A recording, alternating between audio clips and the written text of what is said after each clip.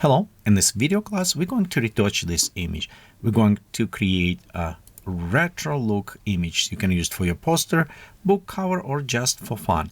You don't necessarily need to use exactly the same image as provided to you, but you can always find another image and follow step by step. So we'll do work on a hair, eyes, retouching skin, adding glow effect, work on a background, add some lighting effects without any specific brush, everything straight from Photoshop, from basic Photoshop. It's what you have.